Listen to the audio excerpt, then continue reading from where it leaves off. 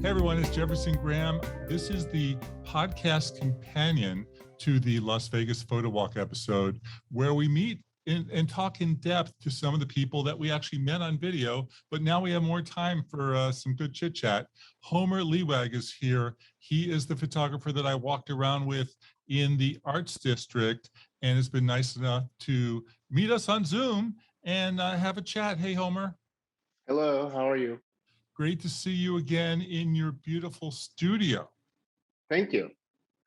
And we've actually known each other for, gosh, at least 4 or 5 years. And his pictures online are amazing. And it was great walking around to the Arts District, which is one of the more undiscovered areas of Las Vegas. Why don't you tell everybody, for people who are listening and haven't watched the episode yet, there's the Strip, there's the place people live, there's downtown, and then there's the Arts District. Tell them about the Arts District. Yeah, the Art District. And is my audio okay? Am I going through the speakers? Your audio is good. Okay, great. Yes, the Art District is just, Vegas has its obvious places. And when people come to visit me, I usually don't take them to the Strip. I take them to Red Rock Canyon. I take them to Valley of Fire, but I like little places that feel like non-Vegas, but still have character. So I take them to the Art District, and the Art District is sort of a booming little area with some of the best restaurants in town, little bars and pubs that you'll see in our little photo walk, and antique stores, art galleries. And it's really booming, and it's growing fast, and it's one of my favorite places to visit. And what do you love about it? It just feel like it's a little bit away from the obvious. It's behind the scenes. It's not Vegas as you would expect it. It's more of like a culture walk, and a little more eclectic and unexpected, and new shops popping up all the time, antique stores, and new restaurants popping up every other month that are just winning awards. And I don't know, it gives me a fresh perspective on Las Vegas. You've lived in Las Vegas for what, like 10 years? I've been working here since 1994 when I started working for David Copperfield, but we were at the time touring most of the year around the world with our show. So generally when I had time off, I would come back home, and at the time I lived in Cincinnati, but I bought my first house here in 2002, and we were still on the road. And then when we stopped touring in 2009, I have a lot more time at home now. So I basically been living here since 2002. Okay, I forgot to mention you're the co-director of the David Copperfield show. Yes, sir. Right, and his chief photographer, and you help design magic tricks. And why don't you tell everybody what co-director means? I always tell myself, at least, that I'm responsible for everything you see, hear, and feel in the show. I pride myself in making sure that David always looks good, whether it's on stage, whether it's in a television appearance, whether it's his script, his dialogue, his music, the designs of his illusions. I want it to be the best it could possibly be, and I'm sort of responsible for all of that. Okay, and we should back up. You began as a magician in Cincinnati, right? I grew up in Cincinnati. I went to University of Cincinnati for industrial design, so that's where I had my art and design background. But I was also an avid amateur magician. Around the late 80s, early 90s, I moved over to Indianapolis and started doing magic full time at a magic restaurant called Illusions Restaurant in Carmel, Indiana. And that's where I sort of built up my magic chops. But within a couple of years of doing that, I was snatched up for the David Copperfield tour in 1994, and immediately, got a call that day. Said, "Hey, do you want to join our tour?" My friend was the magic consultant and executive producer at the time, and still is. And an opening came up as an administrative assistant to type letters, take dictation, file And when he saw that opening, he called me up that day. He said, "Can you get on a plane today?" So I literally stopped what I was doing. I packed a bag and I flew to Rhode Island, where the tour was just finishing, and hopped on a bus that night, and was been on the road ever since. Okay, so you're about to go on to do your show at the restaurant, and you get a call that says, get on a plane and get to Rhode Island. I assume it's Providence, Rhode Island. Yes. Okay, get to Providence from Cincinnati, which is what, 2-hour flight or something like that. Yeah. And you're hired sight unseen, or you're come here to be interviewed by David, and he'll decide whether he wants to hire you. No. Well, David's executive producer and magic consultant. His name is Chris Kenner. Was a good friend of mine. We worked together at the Magic Restaurant for years. Did many projects together, and he became David's kind of right-hand man. So when he saw that opening come up when an administrative assistant quit that morning, he said, "This is the perfect opportunity," because he knew I could typefest. So, we normally don't hire magicians or people in the magic field because we feel that's kind of limiting, believe it or not, that we would rather have someone that has art skills or design skills or management skills or a general like aptitude to handle anything, to learn. And when he saw that opportunity, he was like, "Well, Homer can type. Why don't you hire him?" So, he jumped on that moment, made the call. And as soon as I showed up, I was, right in the mix. It's sort of a machine that's, we're doing, and they were up to 15 shows a week, 3, 4, 5 cities a week, touring on a bus, touring around the world. So you don't just, there's no, break-in period. You pretty much, land with your, land with your feet running, or what's the saying? Did you have time to quit your job?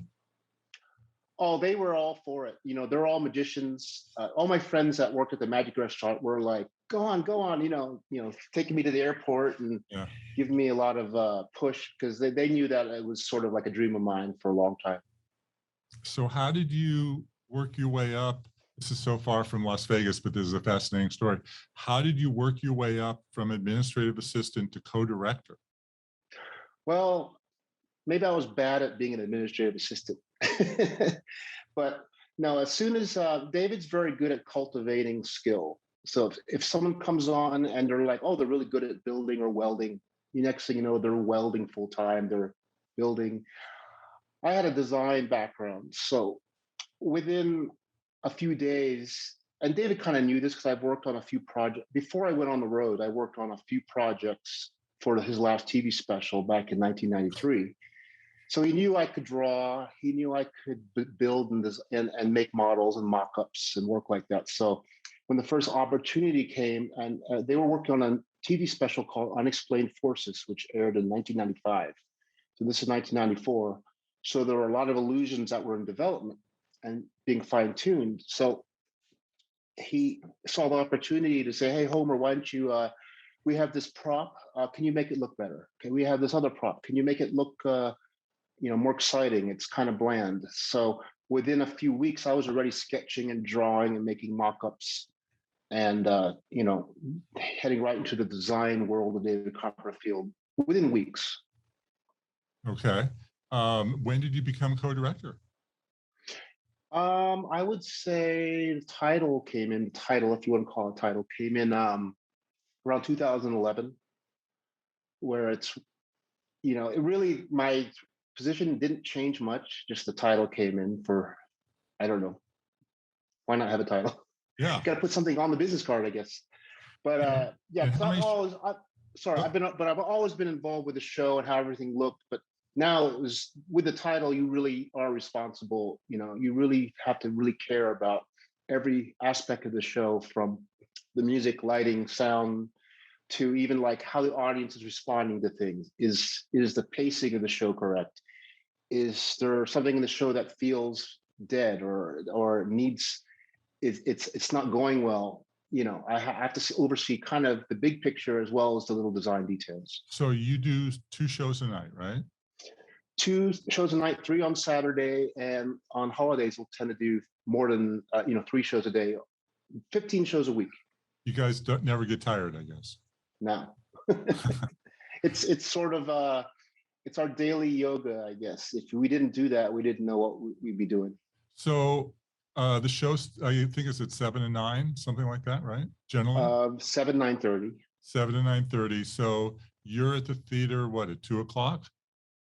I'm there usually around 4ish till like midnightish, depending on what's going on. If there's uh, projects that vendors that are building a prop that we need to visit during the afternoon, or design details we have to deal with in the morning because it's East Coast time, or Right. yeah. So it's flexible, but it's not 9 to 5 for sure. So on an average night, 7 o'clock, the show starts. You are where?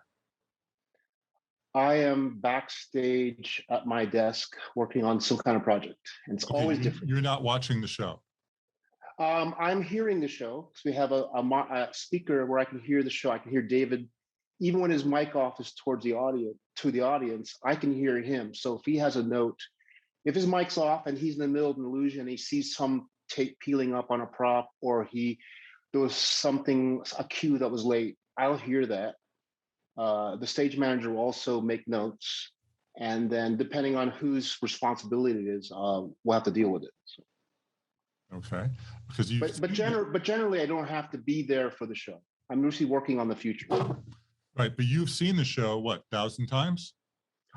Oh God, I've heard it thousands of times, but actually watching it, a few dozen times a year, maybe. Have you heard it so many times that if David got sick tonight and somebody had to go on in his place as the understudy, could you do the whole show? That is, I would be on. To be honest, we normally say yes because we've heard it a million times. As soon as we try, like if we're in a rehearsal, and when we do rehearsals, I normally stand in for David because I'm trying to figure out the choreography. Mm-hmm. Unless I have that piece of paper in front of me, I don't know the script, even though I've heard it 1,000 times, because it's not part of me. I've heard it, but to actually perform it is another skill, and that's what David excels at. Okay. So let's go back to Las Vegas. Talk about living there. What's that like? It's hot. Right. At this time of year, right? Yeah, right now we're still in triple digits this summer for the last 3 months. But I'll take it over the humidity any day. Growing up in the Midwest, 90% humidity at 78 degrees is still not comfortable. I love the convenience. There's, especially now, the restaurants popping up, especially off strip, are incredible. There's amazing award-winning restaurants, nationally recognized restaurants opening up off strip that are just fantastic. And a lot, and some of them are open late. We can have the best sushi at 2 a.m. We can have a great Italian at 3 a.m. And being a night owl, that's perfect. With our schedule. So the restaurants truly are open 24 hours. Not the places with the buffets, but I mean the nice restaurants will. A handful. They're not all, especially with the COVID times. A lot of restaurants started closing early and earlier. But there, if you know a few people and a few places, there's a good hand. You could almost have any kind of cuisine at any time of the day or night in Las Vegas. You certainly could eat at the MGM at any time, since that's where you work, right? Yeah. Yeah. Okay. Talk to me about the Strip, because you actually work on the Strip, but I'm sensing that you probably spend as little time there as possible. Yeah, I get out of my car and go straight into backstage. I don't see the Strip. I try to avoid the crowds. They're there to have fun, and I'm there to work. So it's just I'd rather just be in a quiet place. But the Strip people love, right? They come there by the millions every year, Yes. the hundreds of thousands, and they start at the MGM and they walk all the way up to the Encore or even further, right? Yeah. Well, a lot of people don't realize the scale of Las Vegas. MGM, the Encore feels like a couple of blocks. That's a 4 to 5 minute walk. Right. Maybe longer. That's not close. Yes. But especially with our sports teams now, the Golden Knights hockey, we're starting our second season of our Raiders, our opening nights tonight. So that's big for us. Have two professional sports teams. So the concerts that come to Las Vegas are huge now, and all the residencies, Lady Gaga at Park MGM, and I mean, just so many amazing entertainers and attractions in Vegas now. So it's truly becoming a destination. But you guys used to tour and used to stop touring because I think it was a lot easier to just stay in one place, right? It is much easier to stay one place, but I don't know what the reason for it is, if that's the true reason, but it definitely is. As a sit down, we don't have to put our props back into a truck at the end of the night. You know, the show is ready to go, and in an hour we can have a show up if we needed one right now. So But I mean, you don't have to go to hotels. You don't have to fly to Cincinnati. You don't have to. exactly. When you started, Yeah. you were flying all over the place, right? Yep, we were traveling. Was it 46 weeks out of the year? We were on the road. We were only in Vegas 4 or 6 weeks out of the year. We were in foreign countries at least 4 months out of the year. So I've traveled almost anywhere, everywhere, except maybe 3 or 4 countries. So it made it a lot easier, and I have to assume a lot more profitable for the show, and just not to have all those transportation expenses. Yeah, exactly. Logistically, yes. Okay. Um, the audience that comes, have they seen the show many times? Or are you getting new people all the time? It depends. Like for example, right now, well, I would say a lot of the audience now are new people. David's been around forever, and he still has a name that people recognize. And because, especially of the recent times with all the travel restrictions, we're not like getting a lot of foreigners. Um, Usually, especially being at the MGM Grand, which is a kind of a higher end hotel, we have a lot of people that from China and Japan and from Australia, Germany, Europe, that saw David on tour 15 years ago and now have a chance to see him in a live show and never got to see him. So it's quite an attraction. But now with the travel restrictions, we're getting a lot of, America is coming to the show, people from Texas and since we haven't toured in a while, I'm assuming they're mostly new people that heard.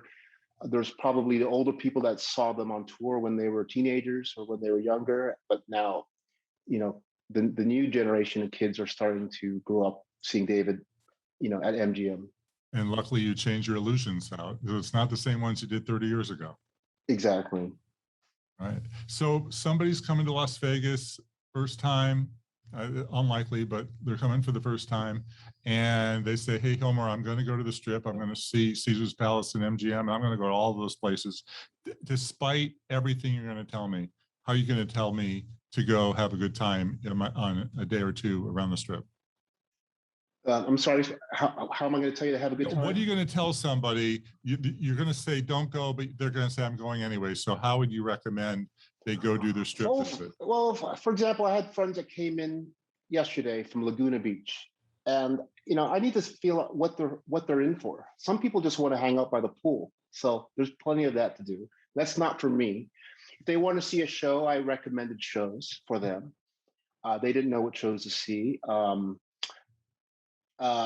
of course, being me, I recommended a restaurant off the Strip, and they absolutely loved it. They loved the recommendation. So it depends what you're into, because some people, I do like to introduce people to parts of Vegas that are not obvious. So I will take people out to Red Rock Canyon. I'll take them on a hike. I'll take them to Valley of Fire, which is just 40 minutes northeast. And it's stunning. It's some of the most beautiful places in the Southwest. And people forget it. It's literally just miles from Las Vegas. And you're in the middle of the desert. People forget that too. Yes. You're taking them to some pretty great desert places, as we went to at the tail end of our photo walk. It was stunning. Yeah. Yeah. That's one of my favorite spots. If they are going to go to a casino, what are 2 or 3 that you would say, hey, you should go see, because they're pretty spectacular?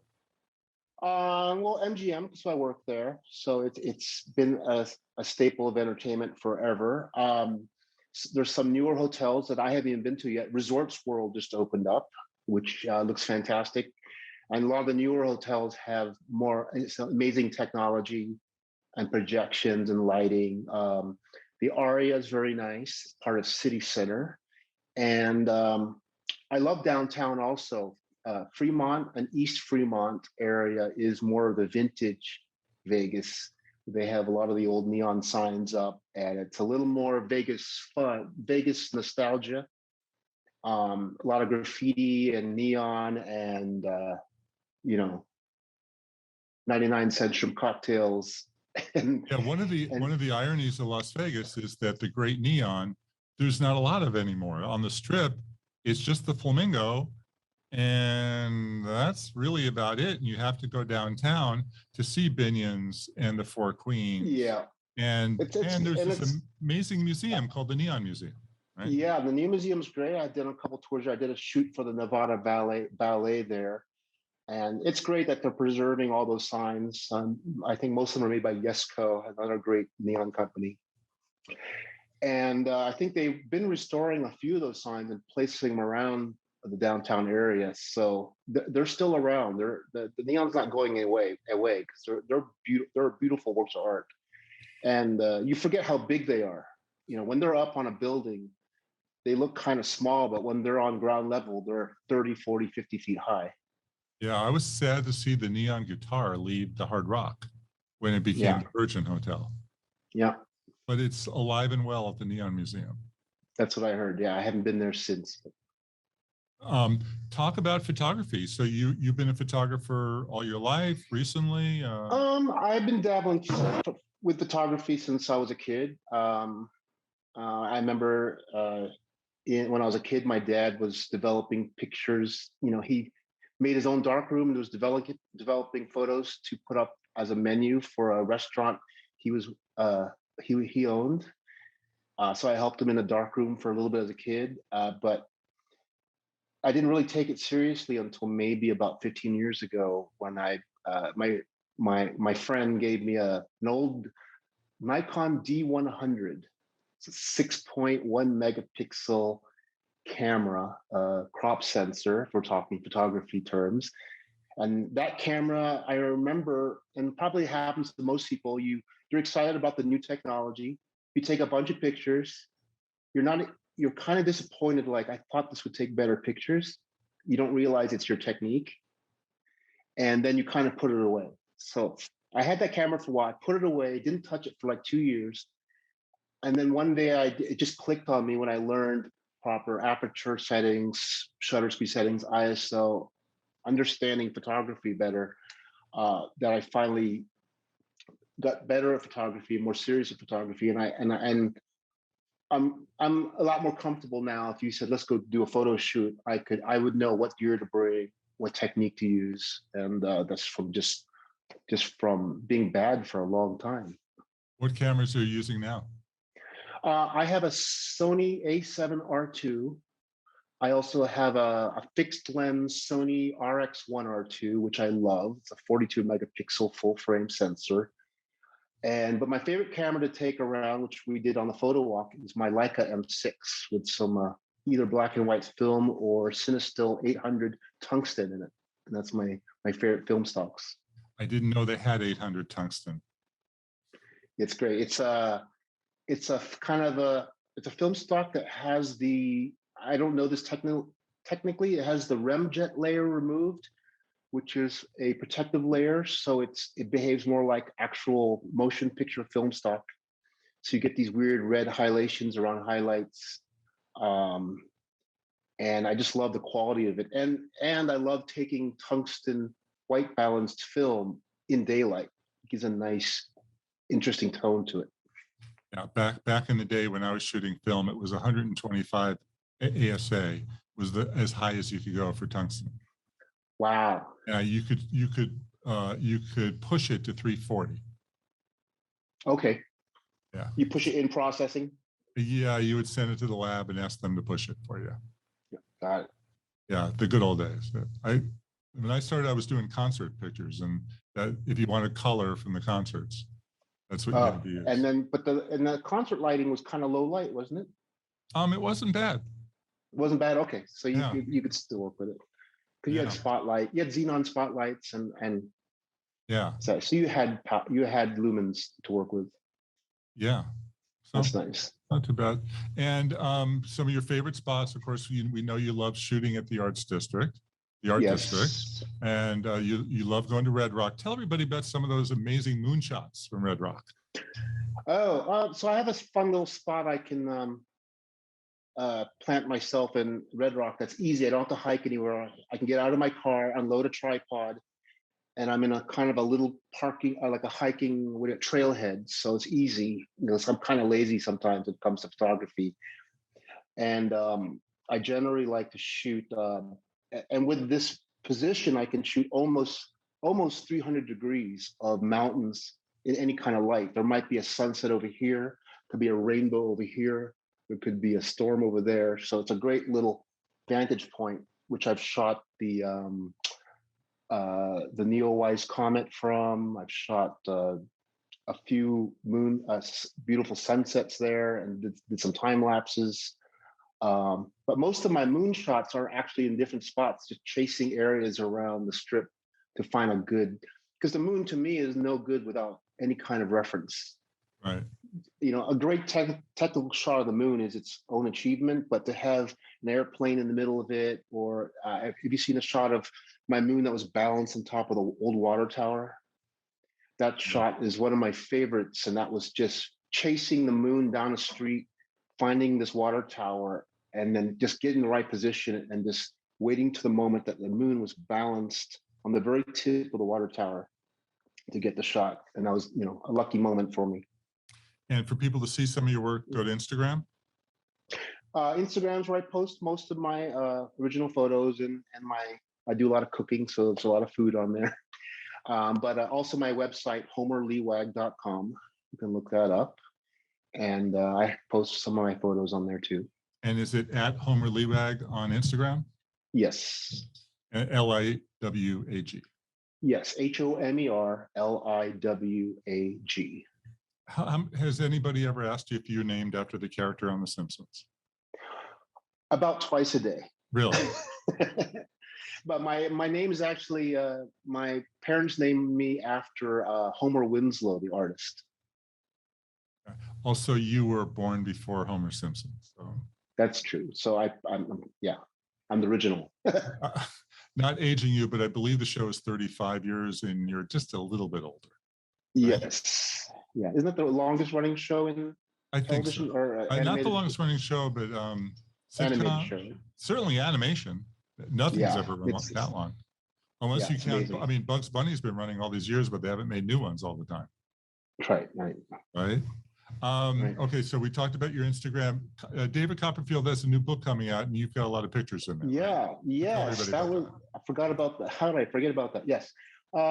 Last 2 years, I've been in and out shooting David's museum. David has the largest collection of magic history, from Houdini's entire act to Dante to Blackstone to it's endless. And we partnered with Simon & Schuster. The book comes out on October 26, 2021, available wherever books are sold.